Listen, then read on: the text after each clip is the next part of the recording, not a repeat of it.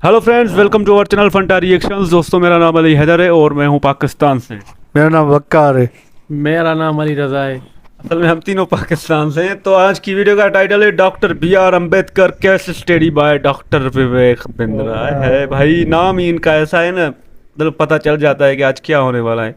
तो देखते हैं बी आर अम्बेडकर जी के बारे में क्या होता है।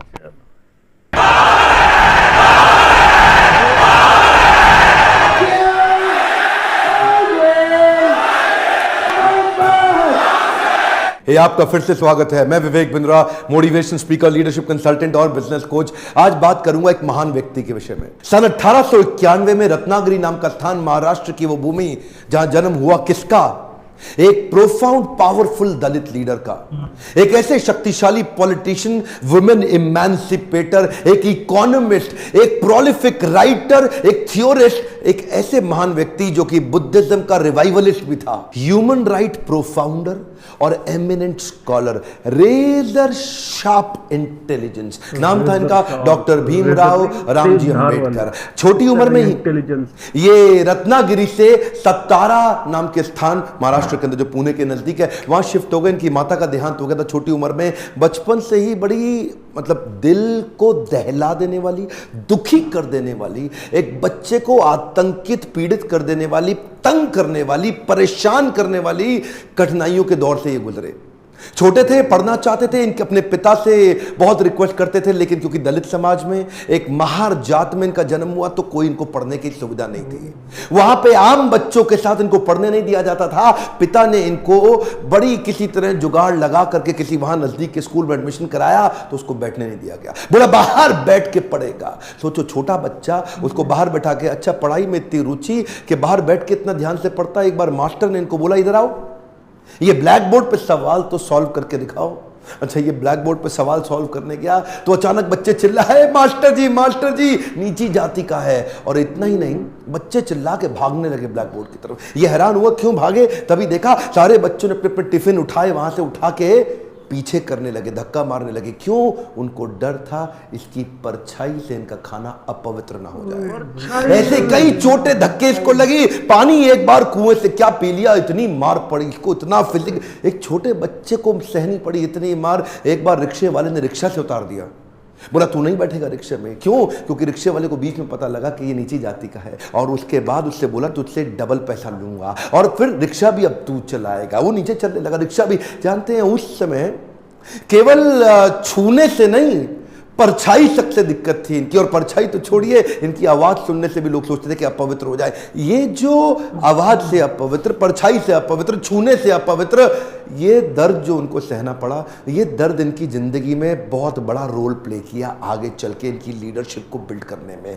जानते हैं, संस्कृत नहीं पढ़ाई जा रही थी। बोलते संस्कृत तो ब्राह्मणों के पढ़ने के लिए, तेरे पढ़ने के लिए तो है नहीं, स्कूल से निकाल दिया जाता। तो सायाजी महाराज गायकवाड़ नाम के एक राजा वहीं हुआ करते थे, जिन्होंने इसकी तकलीफ को समझा और वो इनकी तकलीफों को पहचानते थे। बहरहाल इनकी पढ़ने की इतनी इच्छा को देख के उन्होंने इसको स्पॉन्सर किया, स्कॉलरशिप दी, ताकि ये जाके वेस्ट में लंबी पढ़ाई कर सके। देखिए, ध्यान दीजिए, बात आज की नहीं है, बात 110 साल पुरानी है। 1908, 1909, उस समय एक कौन सबसे निचले पायदान से उठा हुआ महार जात का लड़का जाकर के इंटर करके आया इंग्लिश में मुंबई से। उसके बाद वही बीए करी, पॉलिटिकल साइंस और इकोनॉमिक्स में। रुका नहीं, तुम मुझको यहां नहीं पढ़ने दोगे, मैं जाऊंगा दुनिया की बेस्ट यूनिवर्सिटी में, रोक के तो दिखाओ। और वही स्कॉलरशिप लेकर के निकल गया न्यूयॉर्क, कोलंबिया यूनिवर्सिटी जाकर के उसने पहले तो एमए करी, पॉलिटिकल साइंस, इकोनॉमिक्स, हिस्ट्री और सोशियोलॉजी में। उसके बाद पीएचडी करने निकला। यहां नहीं रुका,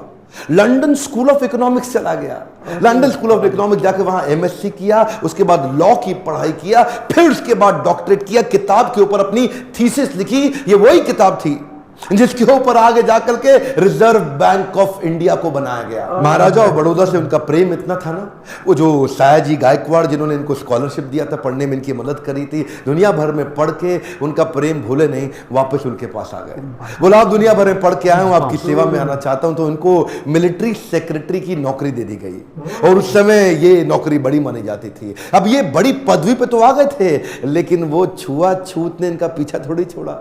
वहां भी जो सरकारी पियोन होता था ना, वो उनको फाइल दूर से फेंक के दिया करता था। बोला तू नीच जात का है, गद्दी पे बैठ गया तो क्या, दूर से फाइल फेंकते थे, उसके पास नहीं जाते थे, उनको खाने के लिए बोलते थे बाहर जाके खा। आज भी वो कुएं से पानी नहीं पी सकते थे, इतनी एग्जॉल्टेड पोजीशन पे। बाबा साहब अंबेडकर की तकलीफों का सिलसिला थमा थोड़े ही।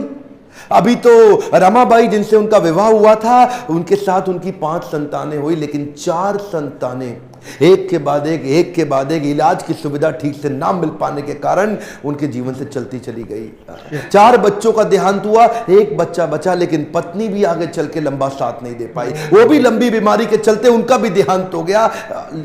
बाबा साहब अंबेडकर, जो अब इस समय कोई भी आदमी टूट सकता था, जिसका अपना स्वाभिमान ही खत्म हो जाए, लेकिन ये क्या किए, ये साथ साथ अपने देश के लिए लड़ते रहे और घर की तकलीफों से अपने आप को रुकने नहीं दिया, सत्याग्रह पे निकल गए। 1927 के इस महान सत्याग्रह में ये जिद पे अड़ गए कि सब दलितों को कुएं से पानी पीने का अधिकार दिला के रहूंगा। सार्वजनिक स्थान है, किसी का प्राइवेट नहीं है, जो सरकारी स्थान है, वहां पे एक इंसान दूसरे के साथ पानी क्यों ना पी सके। देखिए गलत तो एक्चुअली हो रहा था। जो दलित औरतें थी ना, उनको साड़ी भी पहनने का, पांव को ढक के उठा के साड़ी पहननी पड़ती थी। इन्होंने पहली बार अधिकार दिलाया, पूरी नीचे तक आम औरतों की तरह पांव को ढक के साड़ी पहनने का अधिकार। उसके बाद बोले कम्युनल इलेक्टोरेट की मांग कर दी उन्होंने। कम्युनल इलेक्टोरेट में ये चाहते थे कि कम्युनिटी के आधार पे हमारी वोटिंग की सुविधा अलग हो। उसमें थोड़ा गांधी जी अड़ गए, क्योंकि गांधी जी जानते थे कि ये अंग्रेज लोग मिल करके हमारी सारी जातियों को तोड़ के अलग कराना चाहते। गांधी जी ने इनको समझाया। देखो क्या बोले अंबेडकर जी, मैं आपको रिजर्वेशन दिला दूंगा, मैं आपको बाकी सब मदद करूंगा, सब करूंगा, लेकिन अलग नहीं करते। अब जातियों के आधार पे अगर देश को अलग किया तो मुझे स्वतंत्रता नहीं मिल पाएगी, मैं अंग्रेजों से लड़ नहीं पाऊंगा, मेरे साथ खड़े होके मेरी ताकत बनो। वो जब अंबेडकर नहीं माने तो गांधी जी ने फिर उनको रिक्वेस्ट की और उसके बाद अनशन पे बैठ गए। बहरहाल अंबेडकर उस समय उनके सामने बड़ी दुविधा आ गई। वो सोचे एक तरफ मेरी अपनी जाति के लोग, मैं उनकी मदद करूं, और एक तरफ देश में आंदोलन लड़ रहे हैं गांधी, उनका जीवन, इनके जीवन का त्याग ना हो जाए, कहीं ऐसा जीवन ना खत्म हो जाए। उन्होंने गांधी जी को समझाया, बोला ठीक है आप अपना अनशन छोड़िए। पूना पैक्ट वहां साइन किया गया, और पूना पैक्ट जब साइन किया उस समय इन्होंने रिजर्वेशन तो कम से कम कंट्रोल में कर लिया। The evolution of provincial finance in British India नाम की इनकी किताब, द प्रॉब्लम ऑफ रूपी नाम की 2 किताबें, जिसके आधार पे आरबीआई की स्थापना हुई। मैं दोबारा बोल दूं क्या, इन्होंने जो किताबें लिखी उसके आधार पे आरबीआई की स्थापना करी गई। कैन यू इमेजिन, भारत के सबसे निचले पायदान से आया एक यंग लड़का जिसकी कोई मदद करने वाला नहीं, आज उसकी बुद्धि पे आधारित हमारे कॉन्स्टिट्यूशन की स्थापना भी की जाएगी। इनकी ज्ञान, बुद्धि और कौशल का लोहा इंडियन लीडर्स और ब्रिटिश लीडर्स दोनों मानते थे। 1947 में भारत आजाद हुआ और गांधी जी के पास नेहरू अपनी पूरी कैबिनेट की लिस्ट लेकर के आए। जब नेहरू, जो कि स्वतंत्र भारत के पहले प्रधानमंत्री होने वाले थे, पूरी कैबिनेट की लिस्ट लेके पहुंचे और बताया कि देखो इनको मैं तो तभी गांधी ने पूछा, इसके अंदर बाबा साहब अंबेडकर का नाम कहां है? और वहीं थोड़ी उनकी बहस हुई और गांधी ने बोला कि नेहरू ये तुम्हारी कैबिनेट नहीं है, ये आजाद भारत की कैबिनेट है। तभी उनको कानून मंत्री के रूप में लिया गया, और न केवल कानून मंत्री बल्कि तुरंत जो ड्राफ्टिंग कमेटी थी इंडियन कॉन्स्टिट्यूशन की, उसका चेयरमैन भी बना दिया गया। इनकी इंटेलिजेंस के आगे कोई कुछ बोल नहीं सकता था। जो इनसे सहमत थे, असहमत थे, दोनों जानते थे कि इस आदमी में बुद्धि बहुत है। बहरहाल मन तो है कि मैं घंटों तक इनके विषय में बात करूं, एक्चुअली मन भरता नहीं है इनके विषय में बात करते हुए। इतने बुद्धिमान व्यक्ति, आगे चल के इन्होंने हिंदू कोड बिल और महिलाओं के लिए बड़े कानूनों के अंदर कई बदलाव लाए। ये वो पॉलिटिकल लीडर नहीं थे जो सत्ता के लिए लड़ते थे, ये लड़ते थे उनके लिए कि देश में कमजोर हिस्से को उठाना देश के हर लीडर की जिम्मेदारी। एक टाइम ध्यान दीजिए, चाहे वो महिलाएं हो, चाहे वो जाति धर्म के आधार पे हो, कमजोर हिस्से को आगे बढ़ाना, सपोर्ट करना, तभी देश आगे चलेगा। खुशहाली आएगी तो फायदा सबका होगा। कम ऑन, ध्यान दीजिए, पूरे देश में खुशहाली आएगी तभी फायदा सबका होगा। इनकी भाषा में, इनके भाषण में, इनकी चर्चा में, इनके आचरण में, इनकी किताबों में और ड्राफ्टिंग कमेटी में चेयरमैन होते वक्त कॉन्स्टिट्यूशन को लिखने में सहनशीलता लगातार दिखती रही। अहिंसा परमो धर्म, बौद्ध धर्म को अपनाने लगे। आत्मवत् सर्वभूतेषु, भागवत में बताया गया है कि बौद्ध धर्म में आत्मवत् सर्वभूतेषु, सभी जीवात्माओं को अपनी तरह देखना चाहिए। ये जो समान दृष्टि देने का उन्होंने प्रयास किया। ये उसके बाद ये बौद्ध धर्म को स्वीकार करने चले गए, आखिरी तक काम प्रेम से करते रहे, किसी से लड़ाई नहीं लड़ी। ये आपके लिए क्या मैसेज है इसमें? एक मैसेज लेके जाइए, एजुकेशन इज द टूल। पूरी जिंदगी में सबसे निचले कमजोर तबके को उन्होंने उस एजुकेशन के बल पे तो खड़ा किया।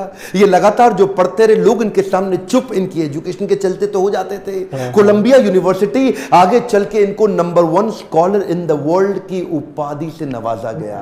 देश ने इनको भारत रत्न दिया। एक बात समझ लीजिए, इनके बराबर लीडर पृथ्वी में गिनती की होते हैं, परसेंटेज में नहीं होते। लर्निंग क्या है? Education is the tool. Entertainment के तो बहुत चैनल होंगे यूट्यूब पे, पर मैंने एजुकेशन का चैनल बना है, कोई एंटरटेनमेंट नहीं है इधर। और देश को भीमराव रामजी अंबेडकर के विषय में एजुकेट करना, उनके संघर्ष के बारे में बताना मेरी आपकी पूरे देश की जिम्मेदारी है। बताइए तो सही लोगों को कैसे संघर्ष से उठ के खड़े हुए हैं। शेयर करिए वीडियो, जिसको हो सकता है, जिसको इंस्पिरेशन मिल सकती हो, कमेंट बॉक्स में। करो भाई साहब, सही बात बोली इन्होंने लास्ट में, एजुकेशन इज द टूल।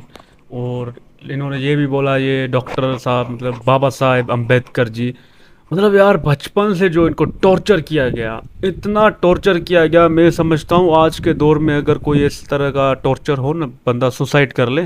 इनको इनकी परछाई से भी लोग दूर भागते थे और काम करने वाले भी इनसे नफरत करते थे भाई। फिर भी इन्होंने मतलब अपने आप को रोका नहीं, ये बढ़ते गए, आगे चलते गए और वर्ल्ड की मतलब बेस्ट यूनिवर्सिटीज़ में भी वहाँ पर गए और वहाँ से जो डिग्री लेकर आए, अपने आप को मनवाया और मान गए इनकी मतलब स्ट्रगल को। जिस तरह इन्होंने अपनी लाइफ में ये सारी स्ट्रगल्स देखी, परेशानियां देखी, फिर भी वो आगे बढ़ते गए और अपने देश के लिए काम किया। और सबसे बड़ी बात कि जो दलित समाज, जिनको हक नहीं मिलते थे, उनके हक के लिए आवाज़ उठाई। गांधी जी भी एक कदम पर मतलब उनको बोलने लगे कि भाई अभी तुम मेरे साथ हो जाओ। मज़ा आ गया आज इनकी लाइफ के बारे में जानकर। अगर उस जगह पर हम होते ना तो मैं समझता एक दो को तो मैं भी लंबा कर देता। मैं अपनी बात कर रहा हूँ, हाँ फाइट करता। उस बंदे ने भाई इतनी हिम्मत की, स्ट्रगल की, इतना बड़ा ऑफिसर हो गया। फिर प्यून भी भाई उसको फाइल फेंक कर दे रहा है। यार निचली इतना बड़ा ऑफिसर है भाई, आप समझो नहीं निचली जाति का है। आज देखो ना, उसकी ही भारत में चल रहा है सब कुछ उसका ही, मतलब बैंक भी देखो ना, उसकी मेहनत, उसकी लगन। आज भी भारत में जितनी भी औरतें साड़ियाँ पहनती है नीचे, पहले वो ऊपर पहनती थी, उसकी वजह से आज वो नीचे साड़ियाँ पहन रही है। बड़ी बात कि भाई साहब इनसे मतलब इतनी नफरत करते थे, बचपन से इनको बाहर बिठाया। स्कूल वाले भी, यार एजुकेशन तो सबके लिए होती है, जब एजुकेशन सबके लिए तो फिर ये क्यों उसको बाहर कर दिया? यार हमने ये जो कहानी सुनी ना रियल, तो हमारे भाई रोंगटे खड़े हो गए भाई। भाई आप बताओ यार। मुझे बहुत अच्छा लगा ये वीडियो। इससे हमें सीखना चाहिए। इससे लीडर बार बार नहीं आते। सही बात है, वो भी 100 साल। वो अमेरिका वाले भी हैरान रह गए भाई, उनको भी वहां पर भी एक गोल्ड मिला था भाई। तो ऐसे लीडरों से सीखना चाहिए। बचपन से लेकर जवानी तक उसने स्ट्रगल की भाई। हिंदुस्तान का नाम आज भी रोशन है, तो उसकी वजह से रोशन है। 110 साल हो गए भाई। तो मुझे बहुत खुशी हो गई। तो ऐसा लीडर जिंदगी में कम ही मिलते हैं। हमारे पास ऐसे लीडर है यार, ऐसे है, मगर बदकिस्मती से वो इस दुनिया में अब नहीं है और कोई ऐसे बताने वाला भी नहीं है जैसे ये। बाकी हिंदुस्तान में सबसे बड़ा एक से एक लीडर है भाई। सही बात है। और मैं तो ये कहना चाहूँगा कि जब इन्होंने लास्ट में एक बात बोली, education is the tool, education सबके लिए होती है, मतलब उसमें गरीबी अमीरी या नीची जाति कुछ भी नहीं देखा जाता, सबको एक समान मतलब रिस्पेक्ट दी जाती है। और जिस तरह इन्होंने वाकई में स्ट्रगल की है, मतलब हमारा सल्यूट है। और पाकिस्तानियों को भी देखना चाहिए, ख़ासतौर पर इन पर एक बायोग्राफी, एक मूवी बननी चाहिए, जिससे सबको सीख भी मिलेगी। और आज की ये डॉक्टर साहब की वीडियो माइंड ब्लोइंग, तो हमें बहुत अच्छा लगा आज बाबा साहेब अम्बेडकर जी के बारे में जानकर। और हमें ऐसी इन्फॉर्मेशन शायद कभी ना मिलती और ना ही हमारे मीडिया ऐसी मतलब चीज़ें दिखाती है। हालांकि चाहे वो इंडिया से हैं, ऐसे वीर योद्धा जो भी होते हैं जिनसे हमें सबक मिलता है, तो इनके बारे में हमारे किताबों में भी मतलब होना चाहिए। हमारे जो सिलेबस होता है स्कूल में, कॉलेजेस में, तो इनके बारे में अगर हमारे स्टूडेंट्स जो है पढ़ेंगे तो वो भी आगे मतलब जाएंगे। तो बहुत अच्छा लगा आज की वीडियो देखकर। उम्मीद करते हैं आपको भी अच्छी लगी होगी वीडियो। तो प्लीज़ इसको लाइक, शेयर और सब्सक्राइब।